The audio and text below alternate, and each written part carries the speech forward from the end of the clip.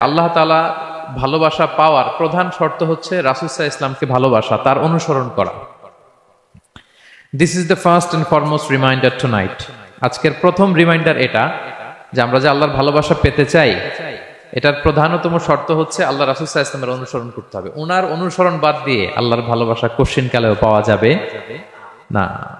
যে আয়াত দিয়ে সূরাত আলে ইমরানের 31 নম্বর আয়াত দিয়ে আমি আমার আলোচনা শুরু করেছিলাম, এই আয়াতে আল্লাহ তাআলা খুব স্পষ্ট করে বলছেন, কুল ইন কুনতুম তুহিব্বুনাল্লাহা ফাত্তাবিউনি ইউহিব্বুকুমুল্লাহ। হে নবী, আপনি বলে দিন যে ওহে আমার উম্মতেরা, যদি তোমরা আল্লাহকে ভালোবাসতে চাও তাহলে ফাত্তাবিউনি, আমি নবীর অনুসরণ করো, তাহলে ইউহিব্বুকুমুল্লাহ, আল্লাহ তাআলা স্বয়ং তোমাদেরকে ভালোবাসতে শুরু করে দিবেন। বিশ্বনবীর ভালোবাসা ছাড়া, বিশ্বনবীকে অনুসরণ করা ছাড়া আল্লাহর ভালোবাসা কোশ্চিনকালেও পাওয়া যাবে। কাজী নজরুল ইসলাম খুব চমৎকার করে ওনার কবিতায় লিখেছেন, আল্লাহকে যে পাইতে চায় হাজরাতের অনুসরণে, আরশ কুরসি লৌহ কালাম না চাইতে পেয়েছে সে। রসুল নামের রশি ধরে যেতে হবে খোদার ঘরে, নদী তরঙ্গে যে পড়েছে ভাই দরিয়াতে সে আপনি মেশে। হাজরাতের অনুসরণে আরশ কুরসি লৌহ কালাম না চাইতে পেয়েছে সে। সুবহানাল্লাহ পড়েন। রাসূল সাল্লাল্লাহু আলাইহি ওয়াসাল্লামের অনুসরণের মধ্য দিয়ে আল্লাহ তাআলার ভালোবাসাটা অর্জন করতে হবে। এর বাইরে যে আল্লাহ তাআলার ভালোবাসা কোশ্চিনকালেও পাওয়া যাবে না। এবং রাসূল সাল্লাল্লাহু আলাইহি ওয়াসাল্লাম ঠিক যতটুকু করেছেন ঠিক অতটুকুই করতে হবে, এর চেয়ে বেশি করা যাবে না। রাসূল সাল্লাল্লাহু আলাইহি ওয়াসাল্লামের চাইতে কি বেশি মুত্তাকি হওয়া সম্ভব? সবাই বলেন নাই। রাসূল সাল্লাল্লাহু আলাইহি ওয়াসাল্লামের চাইতে বেশি বুজুর্গ হওয়া সম্ভব? ওনার চাইতে বেশি আল্লাহওয়ালা হওয়া সম্ভব? ওনার চাইতে বেশি আল্লাহ তাআলার কাছে প্রিয় ব্যক্তিত্ব হওয়া সম্ভব না, কোশ্চিনকালেও না, অসম্ভব। রাসূল সাল্লাল্লাহু আলাইহি ওয়াসাল্লামের সময়কালে কিছু সাহাবারা রাসূল সাল্লাল্লাহু আলাইহি ওয়াসাল্লামের স্ত্রীদের কাছে জানতে চেয়েছিল যে উম্মুল মুমিনিন, আপনারা বলুন যে রাসূল সাল্লাল্লাহু আলাইহি ওয়াসাল্লামের আমল কেমন ছিল? আমরা তো মসজিদে দেখি, বাইরে দেখি, ঘরে ওনার আমল কেমন আমাদের জানতে বড্ড মনে চায়। তো রাসূল সাল্লাল্লাহু আলাইহি ওয়াসাল্লামের স্ত্রীরা বললেন যে উনি এমন এমন আমল করেন, এইভাবে নফল রোজা রাখেন, শেষ রাতে তাহাজ্জুদ পড়েন, এইভাবে তাসবিহ পড়েন, কোরআন তেলাওয়াত করেন, জিকির করেন। তো হাদিসে এসেছে যে কাআন্নাহুম তাকাল্লুহা, তাদের কাছে এটা কেমন যেন কম মনে হইল। তারা একটা বড় এক্সপেকটেশন নিয়ে আসছিল, মানে বিশাল একটা, রাসূল সাল্লাল্লাহু আলাইহি ওয়াসাল্লাম সব নবীদের নবী, না জানে কি আমল করে ঘরের ভিতরে। কিন্তু যখন রাসূল সাল্লাল্লাহু আলাইহি ওয়াসাল্লাম স্ত্রীদের কাছে শুনলো এই আমল তিনি করেন ঘরের ভিতরে, ওনারা হতাশ। হায় রে, ভাবছিলাম এত এত আমল করে, এই মাত্র এরকম আমল করে, এগুলো তো আমরাও করি। কাআন্নাহুম তাকাল্লুহা, হাদিসে এসেছে ওনাদের কাছে এটা খুব কম মনে হইলো। তো তারা একে অপরকে বলতে লাগলো যে এর কারণ হচ্ছে কদ গুফিরা লাহু মা তাকাদ্দামা মিন যামবিহি ওয়া মা তাআখার। আল্লাহ তাআলা তো রাসূল সাল্লাল্লাহু আলাইহি ওয়াসাল্লামের আগের পরের সব গুনাহ মাফ করে দিয়েছে। ওনার তো আদতে কোনো গুনাহই নাই, কিন্তু আল্লাহ তাআলার ঘোষণা হচ্ছে নবী হে, আপনার আগের পরের সব গুনাহ আমি মাফ করে দিলাম। তো সাহাবারা বলতেছেন এর কারণ হচ্ছে ওনার কোনো গুনাহই নাই, সব মাফ, এজন্য ওনার কম করলেও হয়, আমাদের তো এত কম করলে চলবে না। কথা বুঝতে পেরেছেন? তো ওনারা ভাবলো যে না, আমাদের তো আমল বাড়াইতে হবে। তো কি করতে হবে? একজন বলল আমি সারা রাত নামাজ পড়বো, আমি আর ঘুমাবো না। এখন থেকে সারা রাত কি করব? নামাজ পড়বো, আমি আর ঘুমাবো না। আরেকজন বলল তাহলে আমি সারা বছর রোজা রাখবো, রোজা ভাঙবো না, সারা বছর টানা রোজা, যেহেতু বেশি বেশি করতে হবে। আরেকজন বলল আমি স্ত্রীদের সাথে আর মেলামেশা করবো না, আমার স্ত্রীদের সাথে আমি আমার মতো বৈরাগ্য জীবনযাপন করব। তো এই কথা যখন রাসূল সাল্লাল্লাহু আলাইহি ওয়াসাল্লাম শুনলেন, রাসূল সাল্লাল্লাহু আলাইহি ওয়াসাল্লাম ওনাদেরকে ডেকে পাঠালেন, ডেকে বললেন আনতুমুল্লাযীনা কুলতুম কাযা ওয়া কাযা, তোমরা কি এমনটা এমনটা বলছো? তারা ভয়ে বলতেছে ইয়া রাসূলুল্লাহ, জি আমরা তো এরকম করে ফেলছি, বলে ফেলছি। তখন রাসূল সাল্লাল্লাহু আলাইহি ওয়াসাল্লাম বললেন ওয়াল্লাহি ইন্নী লা আখশাকুম লিল্লাহি ওয়া আতকাকুম লাহু, আল্লাহর শপথ করে বলছি আমি তোমাদের মধ্য থেকে আল্লাহকে সবচেয়ে বেশি ভয় পাই। আমি সবচেয়ে বড় মুত্তাকি, আমার চেয়ে বেশি কেউ আল্লাহকে ভয় পেতে পারে না। তা আমি সবচেয়ে বড় মুত্তাকি, আমি সবচেয়ে বেশি আল্লাহর প্রিয় ভাজন, আমি আল্লাহর সবচেয়ে বেশি ভয় পাই, এরপরেও আমি রাতে ঘুমাই আবার নামাজও পড়ি, সোম বৃহস্পতিবারে রোজা রাখি, বাকি দিনগুলোতে আমি খাই, আমার তো 11 জন স্ত্রী, আমি সবার সাথে মেলামেশা করি, কই স্ত্রী মেলামেশায়, রোজা রাখা না রাখায়, রাতে ঘুম এবং তাহাজ্জুদ, এই যে ব্যালেন্স করে যে আমি জীবন পরিচালনা করি, এতে আমার মুত্তাকি হইতে তো কোনো সমস্যা হয়নি। আমি শ্রেষ্ঠ নবীর এই মর্যাদা অক্ষুণ্ণ রাখতে তো আমার সমস্যা হয়নি, কিন্তু তোমাদের সমস্যা কোথায়? তখন তিনি একটা অসাধারণ উক্তি করেছিলেন, তিনি বলেছিলেন, ফামান রাগিবা আন সুন্নতি ফালাইসা মিন্নি, যে আমার সুন্নতকে অবজ্ঞা করে, মানে আমার যে পন্থা এটা অনুসরণ না করে অন্য কিছু যে করতে চায়, ফালাইসা মিন্নি, সে আমার দলভুক্ত নয়। আল্লাহু আকবার! কি ভারসাম্যবোধ, কি ব্যালেন্সড লাইফস্টাইল, কি পরিমিতি বোধ তিনি আমাদের শিখিয়েছেন। তাহলে বোঝা গেল সারা রাত ইবাদত করলেই ওইটা শ্রেষ্ঠ ইবাদত হয় না, কারণ রাসূল সাল্লাল্লাহু আলাইহি ওয়াসাল্লাম ঘুমাতেন আবার ইবাদত করতেন, স্ত্রীদের সাথে মিলতেন, সামাজিক কাজ করতেন, মাঝে মাঝে নফল রোজা রাখতেন, মাঝে মাঝে অনেকদিন রাখতেন না। This is balance, this is Islam, এবং এর চেয়ে শ্রেষ্ঠ ইসলাম আর হতে পারে না। তার মানে বোঝা গেল রাসূল সাল্লাল্লাহু আলাইহি ওয়াসাল্লামের চাইতে যদি এক কাঠি বেশি বোঝেন আপনি, এটা ইসলাম হবে? এটা হবে বাড়াবাড়ি, ঠিক কি না? রাসূল সাল্লাল্লাহু আলাইহি ওয়াসাল্লাম যেমনটি করেছেন ঠিক তেমনটি করার নাম ইসলাম, এবং এভাবেই আল্লাহ তাআলার ভালোবাসা পাওয়া সম্ভব, এছাড়া পাওয়া সম্ভব। তাহলে মূল আলোচনায় যাওয়ার আগে এটা হচ্ছে ইন্ট্রোডাক্টরি পয়েন্ট 1, যে আল্লাহ তাআলার ভালোবাসা পাওয়ার 1 নাম্বার শর্ত হচ্ছে রাসূল সাল্লাল্লাহু আলাইহি ওয়াসাল্লামের অনুসরণ। তার চেয়ে যদি বেশি ইবাদত করেন ওইটা ইসলাম নয়, তার চেয়ে বেশি বুজুর্গি দেখাইতে গেলে ওইটা বুজুর্গি নয়। তিনি যেমন যেমন করেছেন ঠিক তেমন তেমন করার নামই ইসলাম, এবং সেটার মাধ্যমে আল্লাহ তাআলার ভালোবাসা পাওয়া সম্ভব। এই পয়েন্টটা বুঝছেন না সবাই? আচ্ছা, ইন্ট্রোডাক্টরি পয়েন্টের 2 নাম্বার কথা হচ্ছে, আমরা কি করে বুঝবো যে আল্লাহ তাআলা আমাদের ভালোবাসেন? কিভাবে বুঝবো যে তিনি আমাদেরকে পছন্দ করেন, ভালোবাসেন? এটা বোঝার কিছু সিস্টেম আছে। 1 নম্বর সিস্টেম হচ্ছে, আপনি জাস্ট দেখুন যে আপনি নিজেকে কোন কাজে ব্যস্ত রেখেছেন, আপনি আপনাকে কোন কাজে ব্যস্ত রেখেছেন। আপনার লাইফস্টাইলের দিকে তাকান, লুক অ্যাট ইউর লাইফস্টাইল, আপনি নিজেই বুঝে যাবেন। আপনি যদি দেখেন যে না, আপনার ভালো ভালো কাজে আপনার ব্যস্ততা, আপনার এঙ্গেজমেন্ট ভালো লোকদের সাথে, আপনার সার্কেলটা ভেরি গুড সার্কেল, ভালো কাজে আপনার মন টানে, আপনি ভালো কাজ করেন, যদি আপনার কার্যক্রম এরকম হয়, তাহলে বুঝে নেবেন আল্লাহ তাআলা আপনাদেরকে ভালোবাসেন। আলহামদুলিল্লাহ। আর যদি দেখেন না, যত আকাম কুকাম আছে ওইটার সবার আগে আপনি, যেই কাজে আল্লাহর ক্রোধ আসে, আল্লাহ রাগ হয়ে যান, যেই কাজ ইসলামে করার নিষেধ, যেটাতে তার অসন্তুষ্টি, ওই কাজে আপনার এঙ্গেজমেন্ট, ইনভলভমেন্ট, আপনার সার্কেল গুলাও এরকম, তাহলে বুঝে নিবেন আল্লাহ ভালোবাসা, এই মহা সৌভাগ্য আপনার কপালে জোটে নাই। তাহলে এটা হচ্ছে একটা সিস্টেম। আল্লাহ আপনাকে ভালোবাসেন কিনা এভাবে বুঝবেন যে আপনি নিজেকে কোন কাজে ব্যস্ত রেখেছেন, একটু দেখুন, আপনি মিলাতে পারবেন। 2 নাম্বার পদ্ধতি হচ্ছে এটা বোঝার যে তিনি আমাকে ভালোবাসেন কিনা, সেটা হচ্ছে পৃথিবীবাসী আপনাকে ভালোবাসে কিনা, এটা একটু দেখেন।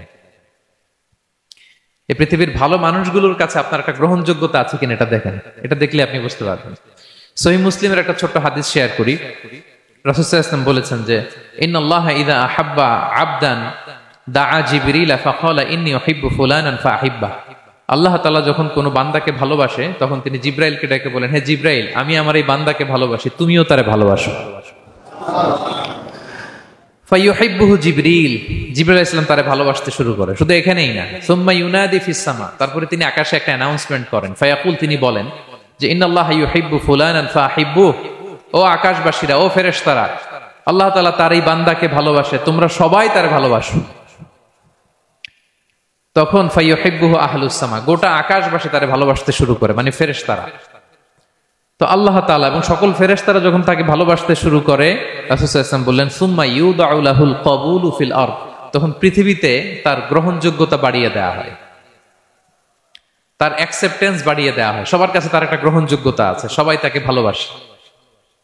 এটা হচ্ছে একটা পদ্ধতি যে আল্লাহ তাআলা আপনাকে ভালোবাসে কিনা আপনি নিজেই বুঝবেন, যে পৃথিবীবাসী আপনাকে ভালোবাসে কিনা, আপনার কলিগরা আপনাকে ভালোবাসে কিনা, আপনার বন্ধুরা আপনাকে ভালোবাসে কিনা, আপনার নেইবররা আপনাকে ভালোবাসে কিনা, পৃথিবীর ভালো মানুষগুলোর কাছে আপনার গ্রহণযোগ্যতা আছে কিনা। যদি থাকে, বুঝবেন আল্লাহ তাআলা আপনাকে ভালোবাসেন, ঠিক কিনা? আল্লাহ তাআলা আমাদেরকে যেন ওই কাতারে শামিল করেন, আমরা পড়ি আমিন। তাহলে আলোচনার টপিক, আল্লাহ তাআলা যাদেরকে ভালোবাসেন। শুরুতে আমরা জানলাম ভালোবাসার পদ্ধতি হচ্ছে প্রক্রিয়া হচ্ছে একটাই, রাসূল সাল্লাল্লাহু আলাইহি ইসলামের পুঙ্খানু অনুসরণ, তার চেয়ে বেশিও না কমও না, হুবহু অনুসরণ, ঠিক কিনা? 2 নম্বরে জানলাম কি করে বুঝবো, নিজের দিকে তাকান, আপনি কি করেন, what's your activity, what's your engagement, নিজেই বুঝবেন। আর দেখেন যে আশেপাশের মানুষ আপনার ব্যাপারে কি বলে। পৃথিবীবাসী যদি আপনারে পছন্দ করে, তার মানে আল্লাহ তাআলাও আপনারে পছন্দ করে। সবাই বুঝতে পেরেছেন? আচ্ছা, এবার সরাসরি কোরআনে চলে যাই, মূল টপিক বিশ্লেষণে।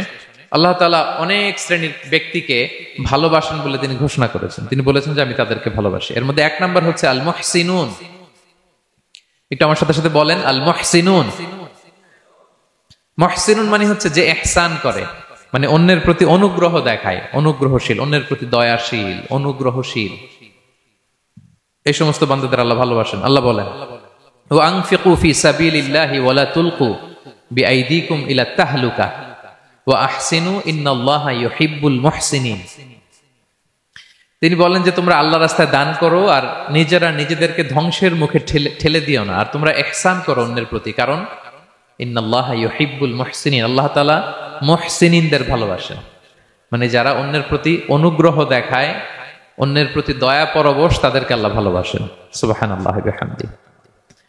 তাহলে পেয়ে গেলাম, মিলায় নেন যে অন্যের প্রতি সফট কর্নার, অন্যের প্রতি দয়া, অনুকম্পা, হেল্পিং হ্যান্ড, হেল্প করার মানসিকতা, অন্যের দুঃখে কাদা, এই মাইন্ডসেট, এই মেন্টালিটি আমাদের আছে কিনা একটু মিলিয়ে নেন।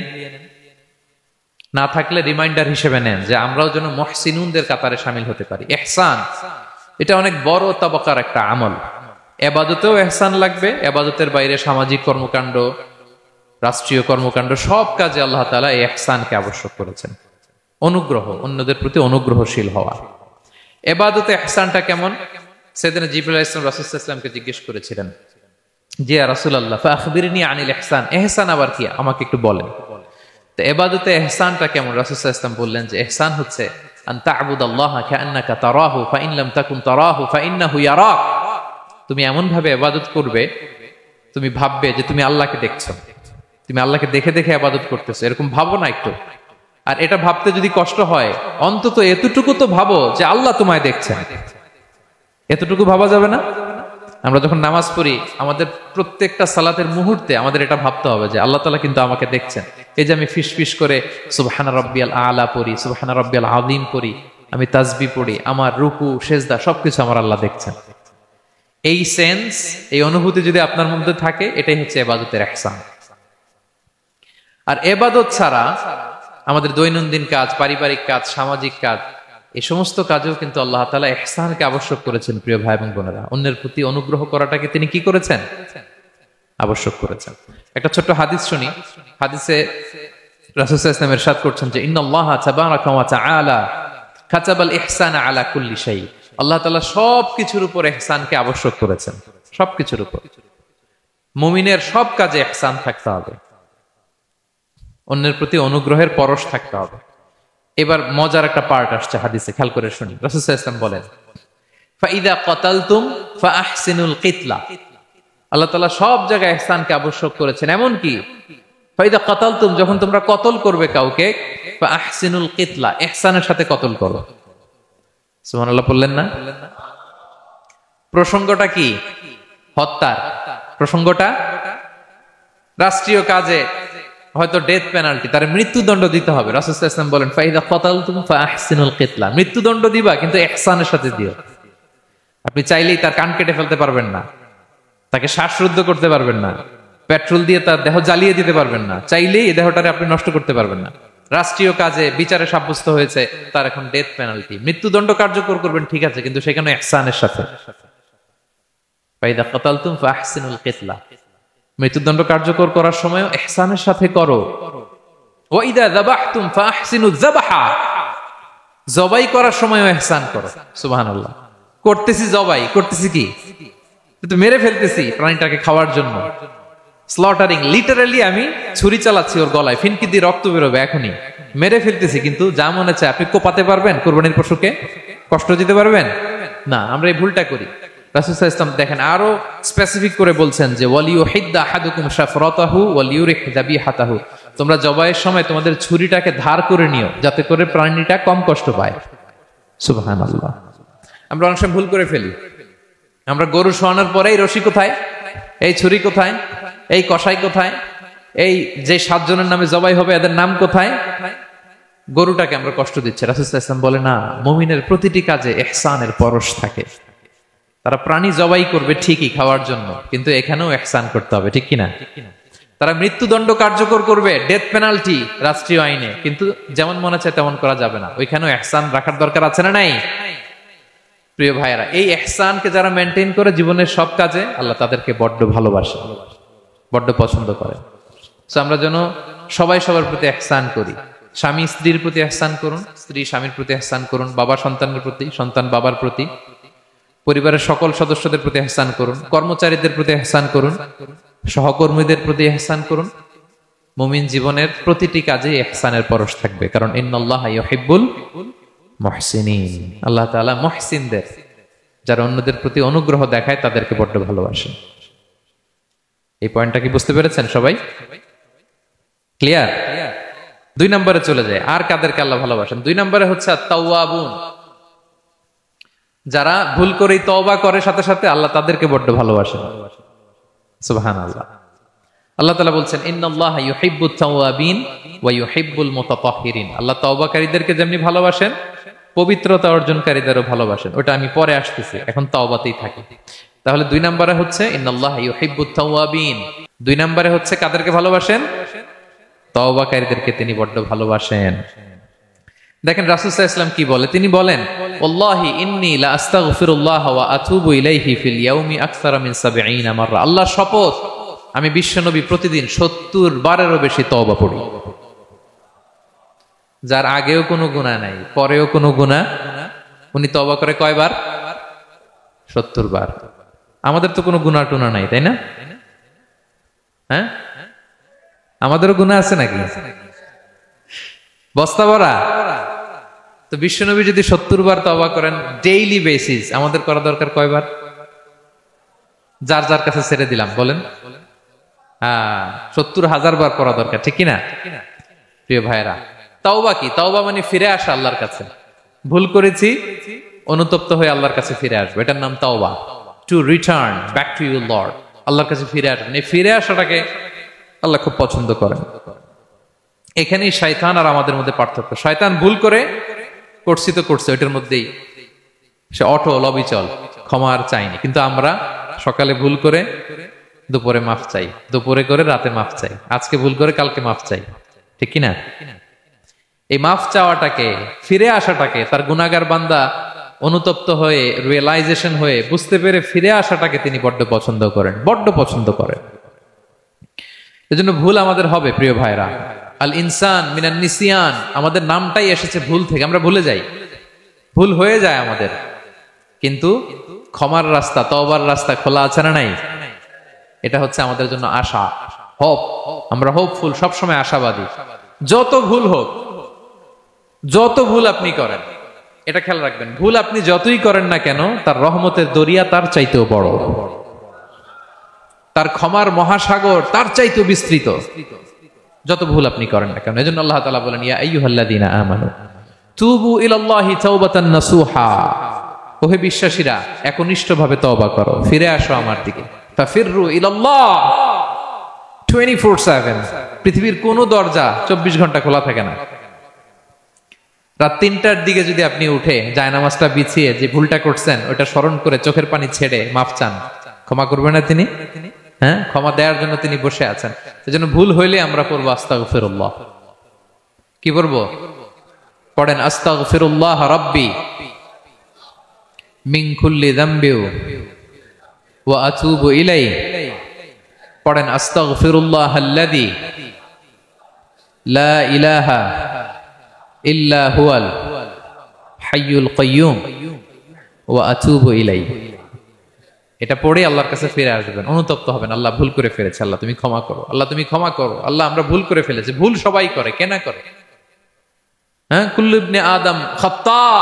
বিষ্ণু বলেন তোমরা সবাই ভুলকারী, কিন্তু ওয়া খায়রুল খাত্তাইনা আত-তাওয়াবুন, এই ভুলকারীদের মধ্যে শ্রেষ্ঠ যে ভুল করেই তওবা করে। তওবা করতে রাজি আছেন তো? সবাই রাজি আছেন? আমার প্রিয় ভাইয়েরা, এই তওবার দৃশ্যটা দেখতে আল্লাহ বড্ড পছন্দ করে।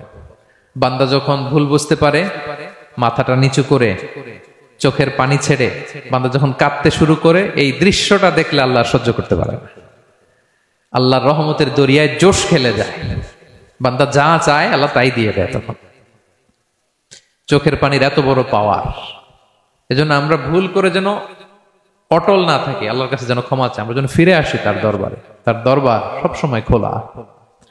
এবং তিনি এই তওবার বা ফিরে আসার দৃশ্যটা দেখতে কত পছন্দ করেন শোনেন। রাসূল সাল্লাল্লাহু আলাইহি ওয়াসাল্লাম বলেন, ওয়াল্লাযী নাফসি বিয়াদিহি, তার শপথ যার হাতে আমার আত্মা, লাউলাম তুযনিবু, তোমরা যদি ভুল না করতে, লা যাহাবাল্লাহু বিকুম, আল্লাহ তোমাদেরকে ধ্বংস করে দিতেন। ওয়ালা জাআ বিকওমিন, আল্লাহ এমন এক জাতি তৈরি করতেন, ইউযনিবুন, ওরা খালি ভুল করত, ফায়াস্তাগফিরুন, আর ক্ষমা চাইতো, ফায়াগফিরুল্লাহু লাহুম, আর আল্লাহ তাদের ক্ষমা করতেন।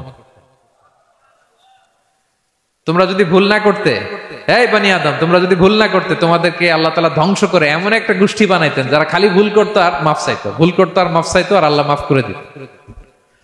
সুবহানাল্লাহ বললেন না? গাফিরিয যামবি ওয়া কাবিলিত তাওব, তিনি পাপ মোচন করার জন্যই তো তিনি আমার রব, তওবা কবুল করার জন্যই তো তিনি আল্লাহ সুবহানাহু ওয়া তাআলা, তিনি রব্বে কারীম। তার দয়ার কোনো শেষ নাই, তার মায়ার কোনো শেষ নাই। আমরা যখন তওবা করি, অনুতপ্ত হই, চোখের পানি ছেড়ে যখন কাঁদি, আল্লাহ যে কত খুশি হয় এটার একটা উপমা হাদিসে এসেছে, সহিহ মুসলিমের হাদিস। রাসূল সাল্লাল্লাহু আলাইহি ওয়াসাল্লাম বলেন, লাল্লাহু আশাদ্দু ফারাহান বিতাওবাতি আবদিহি হিনা ইয়াতুবু ইলাইহি, কেউ যখন তওবা করে আল্লাহ কত খুশি হয় জানো? শোনো, ওই ব্যক্তির চাইতে আল্লাহ বেশি খুশি হয়ে যায় যে ব্যক্তি মরুভূমিতে সফরে বেরিয়েছে, সাথে তার বাহন বা উট, ওই উটের মধ্যেই তার পানি বা খাবার, হঠাৎ করে উটটা হারায় গেছে। শুনতেছেন? মরুভূমিতে উট নিয়ে বের হয়েছিল সফরে, উটের মধ্যে তার পানি, তার খাবার, তার বেঁচে থাকার সমস্ত মাধ্যম, কিন্তু হঠাৎ করে উট কি হয়ে গেছে? হারায় গেছে।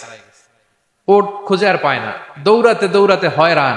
কত দৌড়াবে? ধুধু মরু প্রান্তর, কয়েক ঘন্টা দৌড়ালেই তো সে তৃষ্ণার্ত হয়ে মারা যাবে। দৌড়াতে দৌড়াতে হাঁপাতে হাঁপাতে শেষ, জীবনের আশাও শেষ, যে উট যেহেতু পাই নাই, আজকে সারাদিন দৌড়ালে তো তৃষ্ণা আমি মারাই যাব রাতে। তো জীবনের আশা ভরসা শেষ করে হাঁটতে হাঁটতে হাঁপাতে হাঁপাতে হঠাৎ একটা গাছের সন্ধান পেল। ওই গাছের নিচে যে এত ক্লান্ত, তৃষ্ণার্ত, হাঁপাতে হাঁপাতে ঘুমায় গেছে, হতাশ, আমার বাঁচার আর কোনো মাধ্যম নাই, আমার উট হারায় গেছে, ওইখানেই পানি, ওইখানেই খাবার। ক্লান্ত শ্রান্ত হয়ে তৃষ্ণার চোটে ঘুম চলে আসছে। হঠাৎ ঘুম থেকে জেগে ওঠে, উটটা পাশেই দাঁড়ায় আছে। যে ওটের উপরে তার পানি এবং খাবার ছিল, পুরা মরুভূমিতে দৌড়াইতে দৌড়াইতে আবার সন্ধ্যাবেলায় এসে মালিকের সামনে দাঁড়ায় আছে। সে ঘুম থেকে উঠি তাড়াতাড়ি করে রশি ধরে ফেলছে উটের। পুরোটা হাদিসের অনুবাদ শোনাচ্ছি। তো উটের রশি ধরে বেচারা এত খুশি, এত খুশি, এত খুশি, যে খুশির চোটে ও বলতে আরম্ভ করছে, আল্লাহুম্মা আনতা আবদি ওয়া আনা রাব্বুক, আল্লাহ তুমি আমার গোলাম, আমি তোমার রব, তুমি দয়া করে এই ওটটা ফিরাই দিছো, আজকে তুমি ওটটা ফিরাই না দিলে আমি তো মরে যেতাম। আল্লাহ প্রশংসা তোমার। খুশির চোটে। কিসের চোটে? খুশির চোটে কথা উল্টে গেছে। সে এত খুশি, সে আনন্দে এত উদ্বেলিত, এত খুশি, সে বলতেছে আল্লাহ, আল্লাহুম্মা আনতা আবদি, আল্লাহ তুমি আমার গোলাম। খুশিতে আল্লাহুম্মা আনতা আবদি, আল্লাহ তুমি আমার গোলাম, ওয়া আনা রাব্বুক, আমি তোমার রব, তোমার দরবারে লাখো কোটি শুকরিয়া। আল্লাহ কেঁদে কেঁদে বলতেছে। তা আল্লাহ বলে, ওইরকম একটা পরিস্থিতিতে যে তার জীবনের আশা ছেড়েই দিয়েছিল, হঠাৎ করে ওট ফিরে পাওয়ার পরে খুশির চোটে সে যখন আমি আল্লাহরে ওর গোলাম বানায় আর ওরে আমার রব বানায়, ওই লোকটা ওই মুহূর্তে ঠিক যত খুশি, আমার কোনো বান্দা তওবা করে যখন আমার কাছে ফিরে আসে, আমি আল্লাহ ওই বান্দার উপর তার চাইতে বেশি খুশি হয়ে যায়। লাল্লাহু আশাদ্দু ফারাহান। ওই ব্যক্তি কত খুশি হইলে আল্লাহর গোলাম বানায়, কত খুশি হইলে সে সেন্স হারায় ফেলে যে আল্লাহ তুমি আমার গোলাম, আমি তোমার রব। কখন বলে? খুশিতে সে মাতোয়ারা। আল্লাহ বলে, ওই মাতোয়ারা ব্যক্তি ওই মুহূর্তে যত খুশি, আমার কোনো বান্দা ভুল করে বোঝার পরে যখন চোখের পানি ছেড়ে আমার কাছে তওবা করে, আমি আল্লাহ তার চাইতে বেশি খুশি হয়ে যা। তওবা করবেন তো? করবেন, করবেন। ইন্নাল্লাহা ইউহিব্বুত তাওয়াবিন। আল্লাহ তাআলা তওবাকারীদের বড় ভালোবাসেন। আমার ভাইরা, ভুল হলেই যেন আমরা তওবা করি। কয়টা জানলেন? প্রথমটা কি ছিল? কি করে? ভুলে গেছি। ইহসান করে, মুহসিনুন, যারা অন্যদের প্রতি অনুগ্রহ প্রদর্শন করে। আচ্ছা, 2 নাম্বার কি ছিল? তাওবা, মানে আত-তাওয়াবুন, যারা ভুল হলে কি করে? তাওবা করে। 3 নাম্বার হচ্ছে আল মুতাতাহহিরুন, যারা পবিত্রতা অর্জন করে, সবসময় পাক পবিত্র থাকে, নিট এন্ড ক্লিন থাকে। এই ক্লিনলিনেসকে আল্লাহ পছন্দ করেন। সুবহানাল্লাহ, কি সুন্দর আমাদের ধর্ম, কত চমৎকার আমাদের ইসলাম। রাদিতু বিল্লাহি রাব্বা ওয়া বিল ইসলামি দীনা, আমরা আল্লাহরে রব হিসেবে পেয়ে খুশি, ইসলামকে দিন হিসেবে পেয়ে খুশি, ঠিক কি না? 3 নাম্বার হচ্ছে ওয়া ইউহিব্বুল মুতাতাহহিরিন, আল্লাহ তাআলা পবিত্রতা অর্জনকারীদের বড় পছন্দ করেন। মুতাতাহহিরিন, যারা সব সময় পাক পবিত্র থাকে, পরিচ্ছন্ন থাকে, এবং এটা খুব জরুরি। রাসূল সাল্লাল্লাহু আলাইহি ওয়াসাল্লাম বলেছেন না, তুহুরু শাতরুল ঈমান, পবিত্রতা এটা ঈমানের অঙ্গ। কেন ঈমানের অঙ্গ? কারণ নামাজ যার নাই তার ঈমান নাই, আর পবিত্রতা ছাড়া নামাজই হয় না। এজন্য রাসূল সাল্লাল্লাহু আলাইহি ওয়াসাল্লাম বলেছেন পবিত্রতা ঈমানের অঙ্গ। সুবহানাল্লাহ পড়েন। দেখেন, নামাজের যে আহকাম আরকান আছে, আহকাম তো বাইরে, নামাজ শুরুর আগে। এর মধ্যে 3টা আহকাম বা 3টা ফরজই হচ্ছে এই পাক পবিত্রতা নিয়ে। ছোটবেলা আপনারা পড়েছেন না, শরীর পাক, কাপড় পাক, নামাজের জায়গা পাক। তার মানে আপনি নামাজে যখন দাঁড়াবেন, আপনার শরীরটা পাক পবিত্র হইতে হবে। আপনি যে ড্রেস গায়ে দিয়ে নামাজে দাঁড়ালেন, এটা পবিত্র হইতে হবে। যেই জায়গাটাতে আপনি নামাজের জন্য দাঁড়ালেন, ওই জায়গাটা পবিত্র হতে হবে। এই 3টা জায়গা পবিত্র কিনা আপনাকে এনশিওর করে আল্লাহু আকবার, তার আগে আল্লাহু আকবার বললে হবে? হবে না। এজন্য ইসলাম হাতে ধরিয়ে ধরিয়ে আমাদেরকে পবিত্র হওয়ার পদ্ধতি শিক্ষা দিয়েছেন। রাসূল সাল্লাল্লাহু আলাইহি ওয়াসাল্লাম যখন এগুলো শিখাতেন, মুশরিকরা হাসতো, হায় রে কেমন নবী তোমাদের, কিভাবে টয়লেটে যাইতে হয় এটাও শিখায়।